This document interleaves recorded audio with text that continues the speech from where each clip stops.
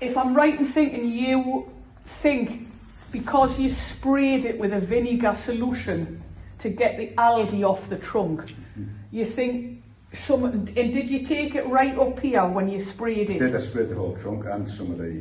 And the foliage as well. And because the foliage at the time will have been quite soft, yes, and vinegar is quite an acidic solution, it is possible that that solution has damaged the new foliage.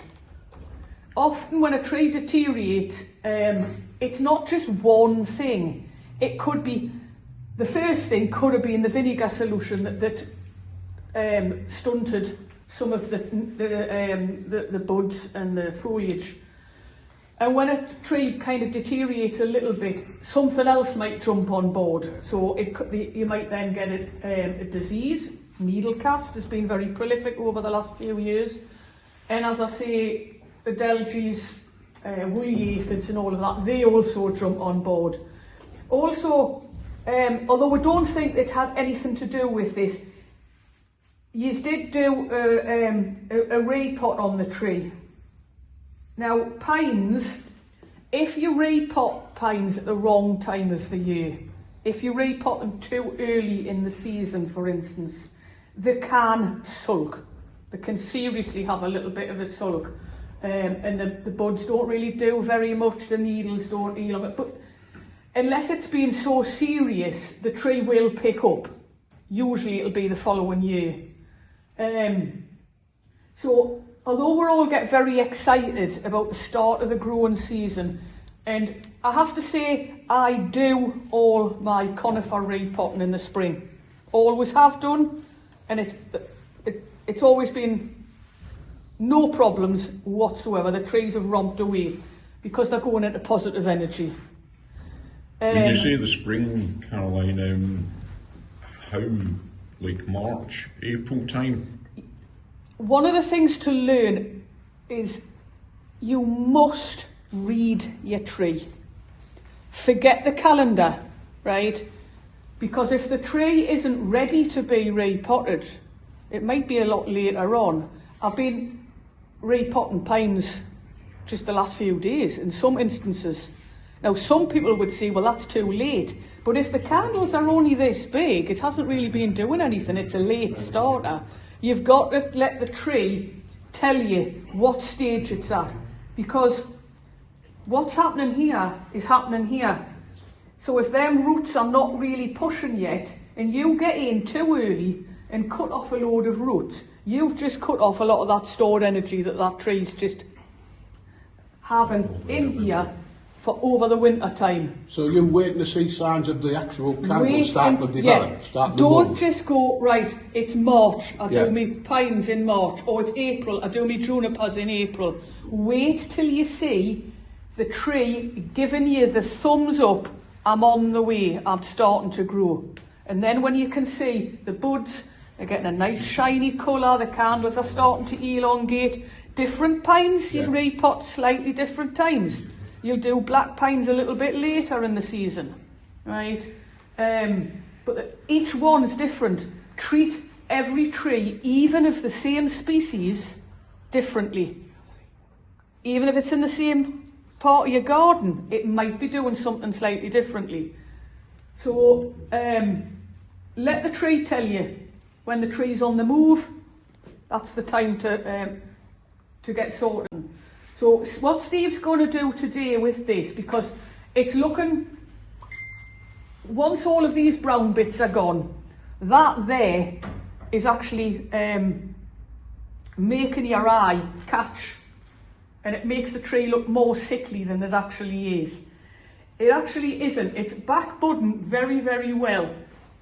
So Steve's going to just go through the tree, and he's going to pull off all of the brown bits and any kind of browning needles, because they're not doing anything for the tree. And even where a lot of the areas that have had a few little bits of dieback with some of the buds from last year, they're actually back budding further back. So the tree is on the mend. Never give up with a tree. Some top tips for if a tree goes unwell. Never feed an unwell tree. You're not building it up. If it's unwell, chances are the roots aren't taking up the water and nutrients as well as it could do. All you're doing is just building salts up in the growing medium, and that can have an adverse effect on the tree later on. So do not fertilise an unwell tree. You could maybe give it a slight bit of seaweed, because seaweed is not a fertiliser, it's a stimulant, right? And it just help it boost it a little bit. Sometimes what I do with me mix that I repot is I get seaweed meal, the maxi crop, sell it.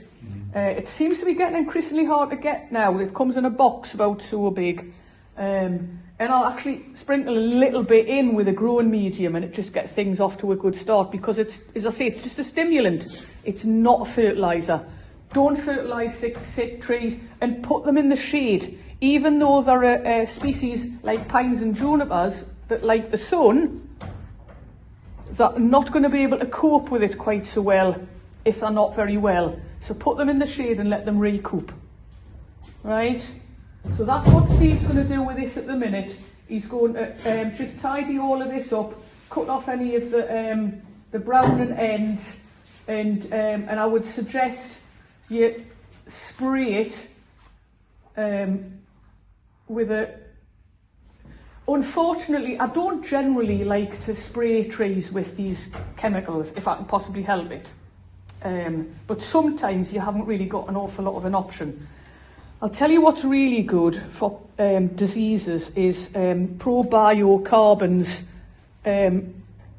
brand of stuff, and there's a thing called marrow, and that has bacteria inoculant in it, and it just helps the tree manage the situation on its own. It's particularly very good for needle cast. So if you're having problems with needle cast, getting some marrow and spraying it on just helps. I've heard loads of people saying that it's a great thing. That's the stuff that Harry Harrington sells. It is. Yeah. You can buy it off Dr. Karen O'Hanlon direct, but Harry Harrington does sell it as well. When you're referring to needle cast, haven't you told? Right, there's a couple of different kinds of needle cast. Needle cast generally shows itself by like abandoning the needles. It'll start off like almost like halfway down the needle, and there's a yellow, starting with a yellow patch, and that yellow patch will spread out along the needle, and then the bit in the middle then starts to turn brown. So you've got brown, and then yellow either side, and then green either side of that. Do you see what I mean?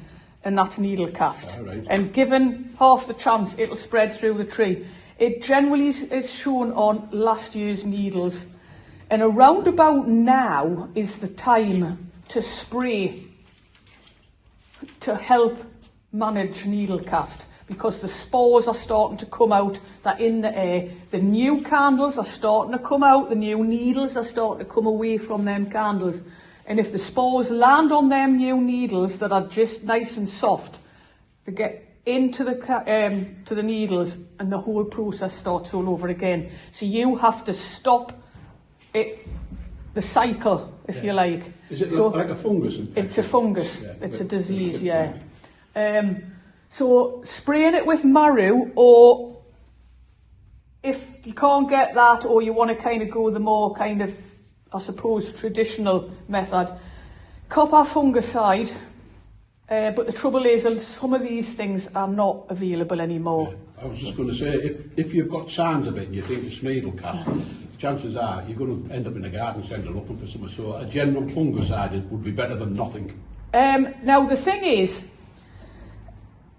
the trouble with general fungicides, right, especially the things that you get at garden centres, there's not a great deal available to what you call the amateur gardener now. They've taken a lot of stuff off the market, because there was a lot of horrible stuff out there. But the fungicides, there is no systemic fungicides available on the market anymore. There hasn't been for a long time. They're all contacts. Now, not all of them are going to work for specific diseases. It's a bit like antibiotics and certain bacterial infections for us. not one size fits all. The doctors will give you a one that's going to fix a chest infection or whatever. And it's the same with tree diseases. The active ingredient is the thing you've got to look for. So the copper fungicides are very good for needle casts. Mancozeb, which you've probably heard of everybody raving about, is very good for Phomopsis tip blight on junipers. But again, it's difficult to get these, and if you do happen to get them, I can't emphasise enough, please be careful. They're not very nice. Wear your masks, your goggles, your gloves, all the rest of it, and just be bloody careful. Don't spray it around any ponds or where.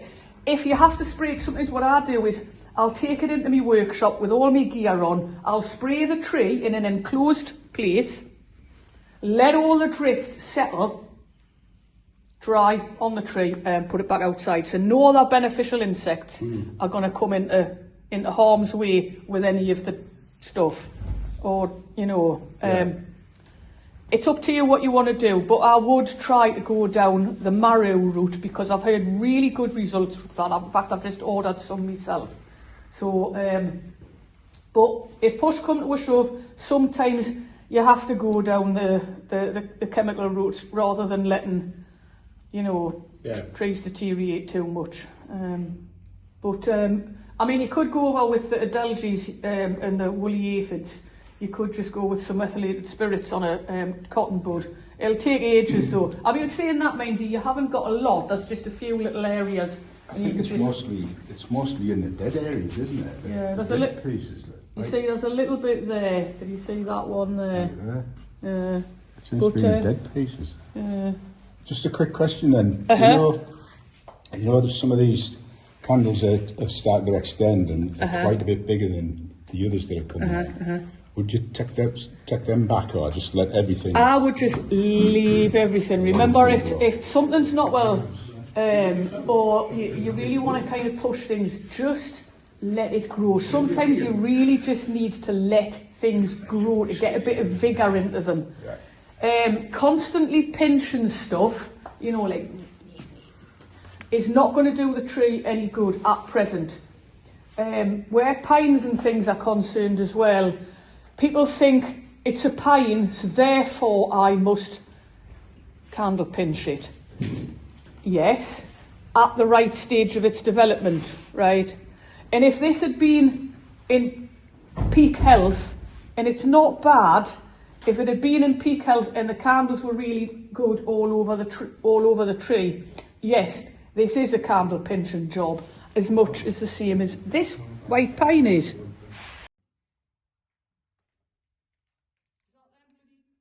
That didn't I? But it snapped, yeah.